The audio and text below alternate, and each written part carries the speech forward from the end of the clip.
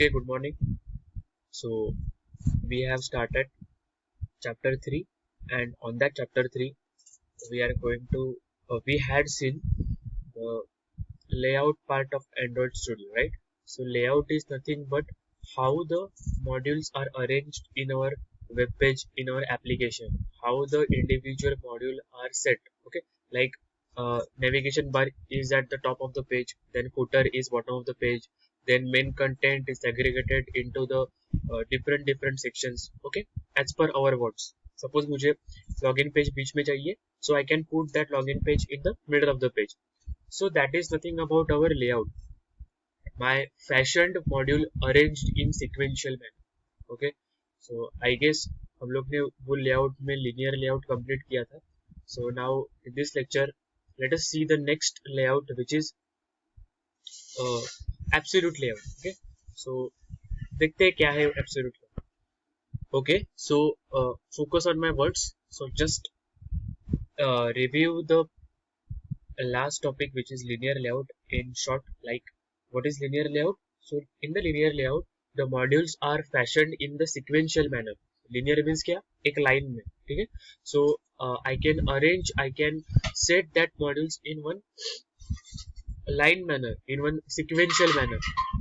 So that sequential manner will be either the vertical linear layout या फिर horizontal linear layout. Okay, so in the vertical layout, I can set the model in the top to down sequential fashion. Okay, and in the horizontal layout, I can arrange those items from left to right. So vertical or horizontal आपको पता है. So using that vertical or horizontal model, I can use the linear layout and put the modules, put the items, put the views in an sequential manner. Okay, so the next layout is Android absolute layout. Okay, so an absolute layout lets you specify exact locations according to x and y coordinates. Okay, so in this absolute layout, we are going to set the individual modules. Modules means ये देखो, ये अपना पूरा container है, which is our frame. Okay, हम लोग इसे frame बोलेंगे या फिर screen बोलेंगे. And on that screen, I am suppose putting here the login button, text area. Okay, या फिर यहाँ पे एक label लगा रहा हूँ.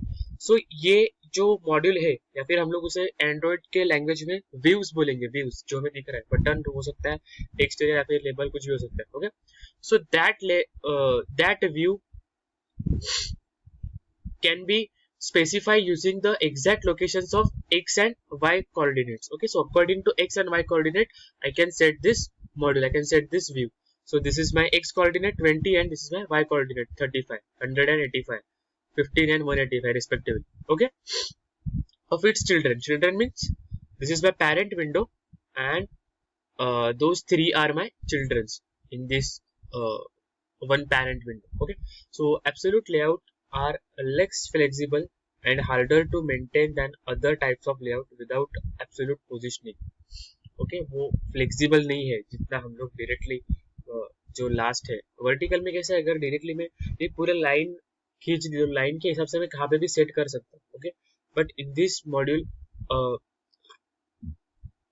the flexibility of the views can be totally dependent on the this x and y coordinates. So I need to choose that modules that not the module that coordinates according to my position. जिधर चाहिए मुझे वो हिसाब से मुझे वो set करना पड़ेगा. ठीक है. Okay, so the next concept in the absolute layout model is attributes. Its attributes. Okay, so following are the important attributes specific to absolute layout. First क्या है, उसकी ID. अभी ID तो यूनिक रहेगी. ID नॉर्मली कॉमन सब में रहने वाला है. Either it can B linear में भी देखा था हम लोग ने. सिंपल है, सिर्फ हम लोग लिनियर लेआउट डिस्क्राइब कर रहे हैं. उसकी फिर रैप कंटेन और मैच पैरेंट वो देखा था ना, और एक बटन सेट किया और एक टेक्स्ट भी सेट किया था. ठीक है, सो लिनियर लेआउट स्पेसिफाई करेगा कि आइटम लिनियरली फैशन हो रहे हैं. सिमिलरली यहाँ पे क्या है, सिर्फ एक आईडी है जो यूनिकली स्पेसिफाई करने वाला है, और यहाँ पे दो चीजें ऐड हो रही है क्योंकि ये टोटली डिपेंडेंट है किस पे, according to X and Y coordinates it can be set on my parent window. So my next module is not the module. My next attribute is Android layout X coordinate. हाँ ये X है, उसका ये ऐसे syntax है. Okay, so this specifies the X coordinate of the view, and Android layout Y, it specifies the Y coordinate of view. Okay. Then the next is public constructor.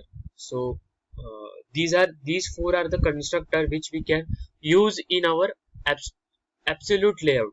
Okay, अभी constructor क्या है आपको पता है, क्योंकि Android is totally based on Java, pure Java. Okay, so Java में आप लोग ने पढ़ा था constructor क्या होता है. Okay, so absolute layout देखो same as the class name. So absolute layout लिखा मैंने, और मैं यहाँ पे context करके context की वैल्यू पास कर रहा हूँ. ठीक है, सिमिलरली मैं context ये कॉमन वैल्यू है, वैसे वैसे मैं और 4 वैल्यू पास कर सकता हूँ 4 डिफरेंट कंस्ट्रक्टर पे. Okay, and those constructors are public constructor. Okay, so the next value is attribute set. So similarly I can set the context set attribute, then this integer value for differentiation of style attribute, and this integer value for differentiation of style residence. Okay, so ये 4 constructor है.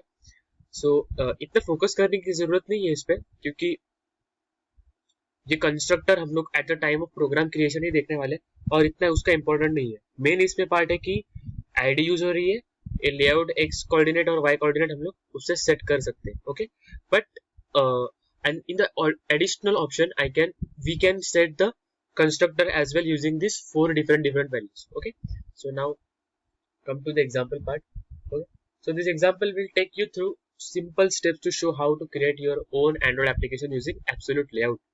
Okay, so यहाँ पर देखो first क्या किया है, you will use Android Studio ID to create Android application. मतलब application पे जाओ, you can create your new project using this Android Studio ID.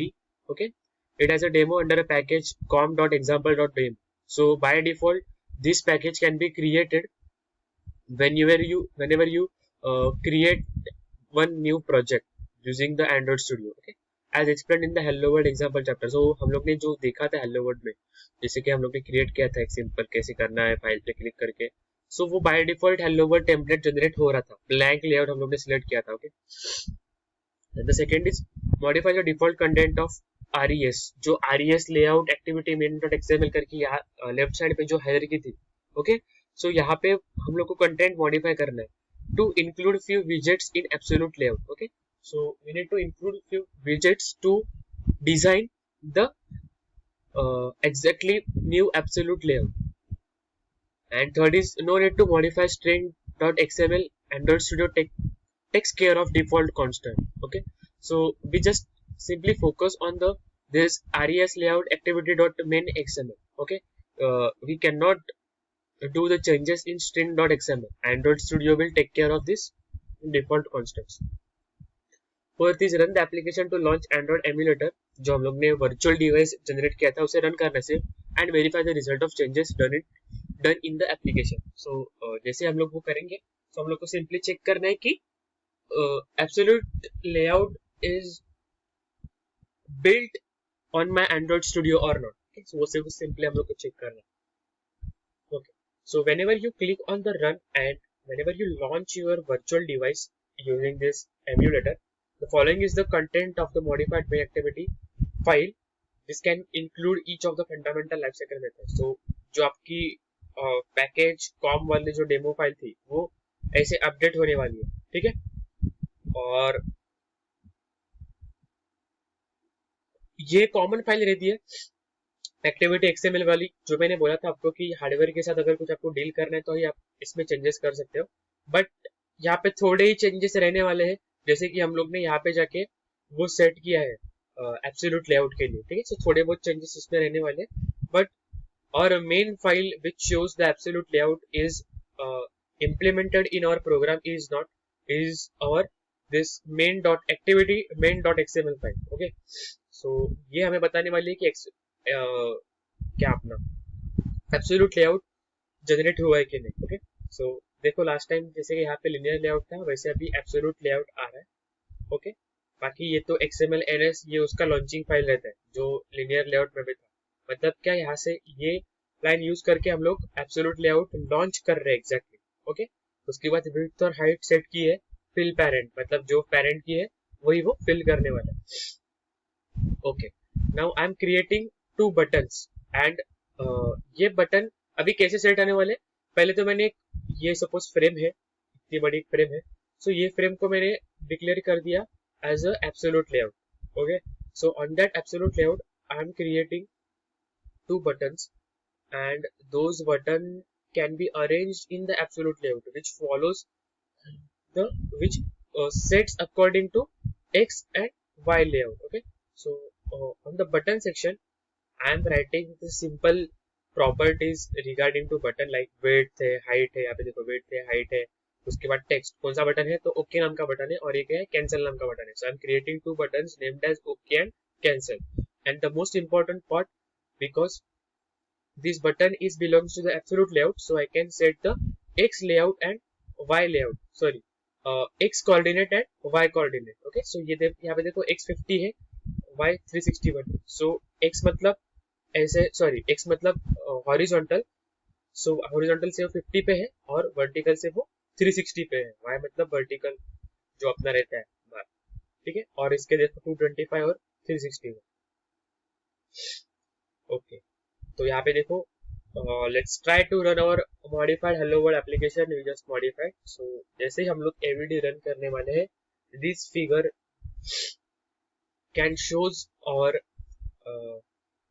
Absolute layout, यहाँ पे देखो ओके और कैंसिल, ये मैंने क्रिएट किया बटन, ठीक है, 361 361, सो वाई पे देखो 361 361, यहाँ पे ये जो 3 है ना पार्ट, वो 361 है, ठीक है, और एक्स कोऑर्डिनेट मेरा कहाँ पे है, इसका 50 पिक्सल और इसका 225 पिक्सल, ठीक है, सो इसका यहाँ पे 50 पिक्सल है और यहाँ इसका 225 पिक्सल, सो वो इतनी विड्थ और हाइट लेके या फिर एक्स कोऑर्डिनेट और वाई कोऑर्डिनेट मैच करके it can shows the views of OK and cancel button in our screen.